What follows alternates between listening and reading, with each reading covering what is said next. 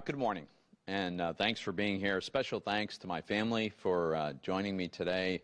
My wife, Chris, my son, Patrick, on the far left, my daughter, Bridget, and our son, Duncan. My family and I have reached a decision, and I wanted to share that with the people of Pennsylvania. And that is that I will not be running for re-election in 2022, and I will not be running for governor. I will serve out the remainder of my term for a little over 2 years that are left to the current term. And after that, my plan is to go back to the private sector.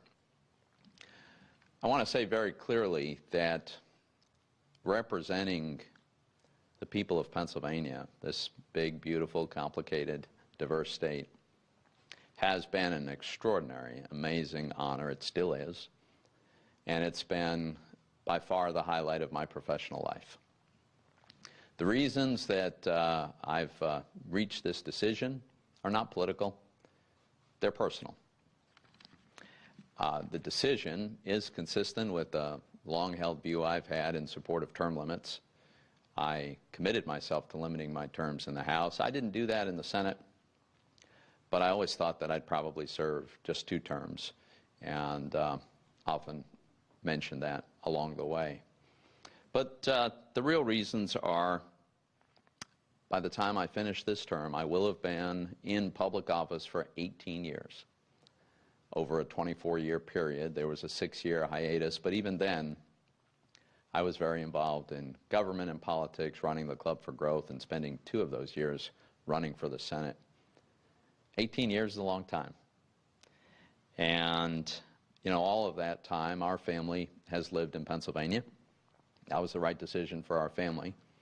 And I've spent as little time as I can in Washington, coming back home as quickly as I can after the end of official business. But it still ends up being a lot of time away from home. And I'm looking forward to more time back at home.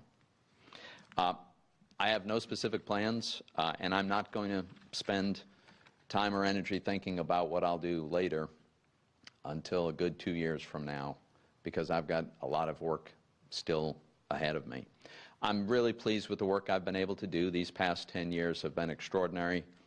I've focused on policies that I believe will help maximize opportunity and prosperity in Pennsylvania and across the country. I was grateful to be able to play a significant role on the tax reform and regulatory relief, trade policy. Across Pennsylvania, Senator Casey and I have developed a great working relationship in filling vacancies on our federal bench, and he and I together have outpaced every other divided delegation and almost every other delegation in the Senate in the category of filling vacancies on the federal bench, and we've done so with just some wonderful, talented people across Pennsylvania. Fighting the opioid crisis, fighting for victims of crime, standing with the police and law enforcement. These are some of the things I've focused on, and I will continue to focus on over the course of these next 2 years. There will also be another time further down the road when I'll have a chance to give proper recognition and express my appreciation to the people who have made my service possible. So, literally millions of supporters across Pennsylvania to whom I will always be grateful for this opportunity. The staff that works for me across the Commonwealth as well as in Washington, there's no doubt in my mind I've got the best staff in Washington. They are just incredibly talented, capable men and women who get up every day and work as hard as they can to serve the people of Pennsylvania and our country, and they do a phenomenal job. And most of all, my family, especially my wife, Chris, she and our family made a lot of unseen sacrifices over the years so that I would be able to pursue this passion. But as I say, I've got 2 years left, and my intention is to work as hard as I possibly can. I will have the luxury, in a way, of not having a campaign to manage at the same time. It is my hope that I'll be the chairman of the Senate Banking Committee, because I am hopeful and cautiously optimistic that my Republican colleagues will prevail in a number of tough races, and we will be in the majority. And I hope to be serving these last 2 years with President Donald Trump having been reelected. I support his campaign, I support his reelection, and I'm looking forward to the great things that he and a Republican-controlled Senate, together with a House of whatever political configuration it ends up being, what we can accomplish in the years ahead. And with that, I'd be happy to take a couple of questions. Senator, what role did what was a very difficult debate last week, most of the country seems to believe, the president's diagnosis of having COVID-19, being in the hospital, and what appears to be difficult messaging around what his condition is? What role did that play in you deciding not to run again? That played absolutely no role whatsoever. I reached this decision before the president was diagnosed. So no role whatsoever. Why announce this now?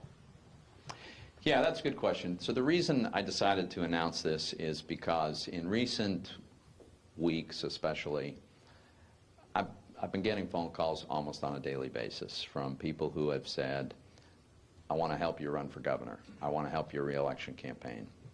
I want to host a fundraiser. I want to reach out to this group of folks. There's many, many different ways that people from all over Pennsylvania have been reaching out. And once I reach the decision, I need to be candid with them. And I feel like I should be candid with everybody.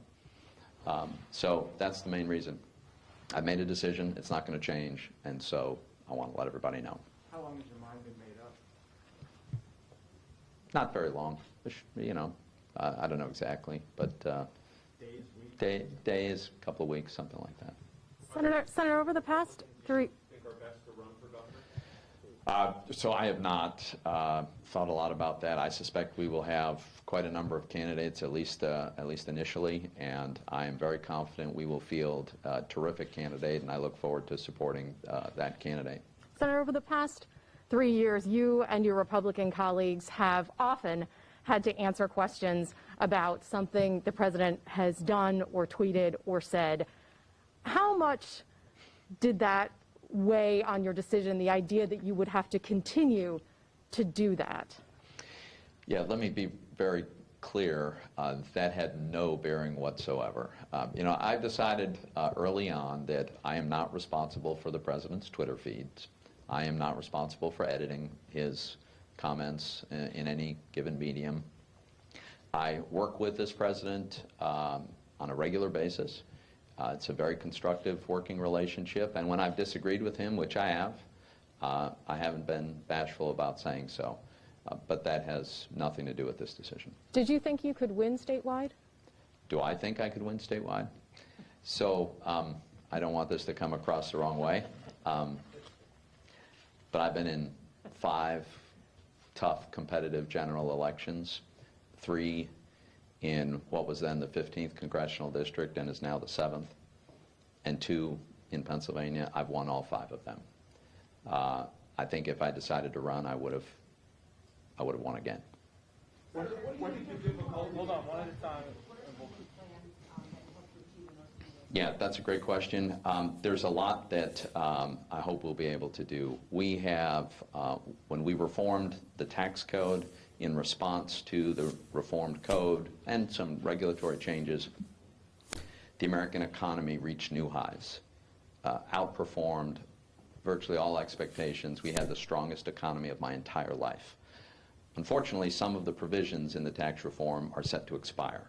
So one of the most constructive things we can do to help people get back to work and to have higher wages is to make those provisions permanent. We've also got an opportunity to expand economic opportunity through more trade. I would like to see our country pursue free trade agreements with the UK, with the EU, with many countries in Asia. It is very, very good for us economically to do that. It'll also be good geopolitically as a way to bring allied countries together to strengthen our ability to stand up to bad behavior on the part of the Chinese Communist government. That's going to be important.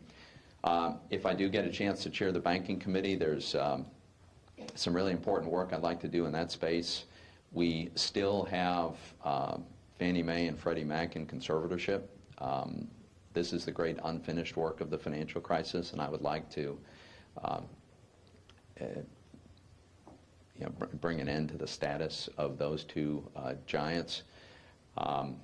I'd also like to see if there are ways, I know there are ways, I'd like us to be able to expand opportunities for middle-income Americans to be investors at lower costs with more opportunities for them to benefit from a generally growing economy. There's very exciting things happening in technology, fintech, payment systems, the possibility of a digital currency. All of these things are really important and exciting changes, and they're going to require some new legislation, some new regulation, and all of those are things that I look forward to working on these next 2 years. A few more. Senator, do you still believe that, considering there are, I think, 3 members of the U.S. Senate now who've contracted COVID-19, maybe more, that Judge Barrett should have hearings and be voted on prior to the election or even close to after the election, considering the contracting of COVID in the U.S. Senate? So it has very, very long been the custom in the United States that when the 2 organs of government responsible for the Supreme Court, for populating the court, that is to say the president who nominates and the Senate that confirms, when those 2 institutions are led by the same party, then nominees are confirmed in whether it's a presidential year or not. So I think we should go forward on this. I think we can absolutely do it safely. I have every confidence that Senator Lindsey Graham, who will be responsible for conducting the Judiciary Committee hearings, will do so in a way that keeps people safe, but I think we should go ahead and proceed with that. And Senator, vote prior to the election? Vote prior to the election? I think it's likely that we vote prior to the election, and I think when we have finished this process, we should vote. Senator, you've been a very strong proponent of mask wearing. Before most people were talking about it, we're wearing them here today. But we know that the president has not consistently worn a mask. Those with him on his staff have not consistently worn masks. When you look at what happened with that Rose Garden ceremony, and when you look at the behavior of the president and those around him, did they put people in danger? I'm not sure the answer to that. I think the White House policy has been a combination of very, very frequent and vigorous testing, social distancing, mask wearing, and yes, there are, I'm sure, have been lapses along the way in the compliance with all of those things. But I do continue to encourage people to wear masks. You're right. I think it was back in March when I was sequestering myself in our basement, and I was convinced that mask wearing would reduce the risk of transmission, and so we did a little video making that case, and I'm glad to see that mask wearing generally has really caught on. 2 more in the far corner, and then Jim. Change in the president's order. I don't know. You'd have to ask the president. Yeah. You touched on this, but you said you made this decision pretty recently. Specifically, what was the thinking in announcing now versus waiting a few weeks from now until after the results of the election? Yeah, it was, as I said earlier, as we approached the election, there was increasing interest in the next cycle. That happens. And as the only elected statewide Republican other than judges, it was understandable that people would ask me what my plans were. And as people were offering support and there was increasing discussion about it, I just wanted to be candid with people. And once I made my decision, I thought it's best to let people know, and if I'm going to let some people know, I should let everybody know. I also think, frankly, it will be helpful for Republicans across the state who are thinking about running either for the Senate or for governor to have a little more time to lay out their plan, get organized, and launch their campaigns. Senator Toomey, you tried to get the expansion of background checks over the finish line. That didn't happen.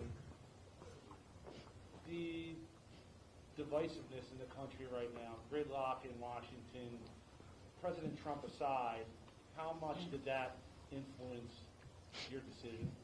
Yeah, that really wasn't what it was about. It's really more about 18 years is a long period of time in a person's life. And I have no regrets about the decisions that I've made to pursue this. But I'll be finished 2 years from now after I work as hard as I can to have 2 really good, productive years. I would also just mention, there's no question we are extremely polarized, and that manifests itself in Congress all the time. But when we were in a full-blown crisis, Congress came together and we passed absolutely unprecedented legislation on a massive scale. We did it quickly, and we did it, I think, unanimously. So fortunately, we were able to come together when the country really needed it. Senator, what will you be doing to help Donald Trump's win Pennsylvania this year? I will cooperate in whatever ways the campaign asks me to. Have you made any public appearances on his behalf? I've made public appearances with the president. I have not been a surrogate speaker per se, if that's what your question is, but I'm open to however the campaign would like to use me. Last one. Have you spoken to the president about your decision? I've not. I put a call into the president as it happened very, very shortly before he was diagnosed. I think he's got other things to be thinking about right now, and I wish him well in a full and speedy recovery. I'm encouraged by the good news we've been hearing most recently about his condition, and I'm sure I'll speak with him soon. Thank you all very much. I appreciate it.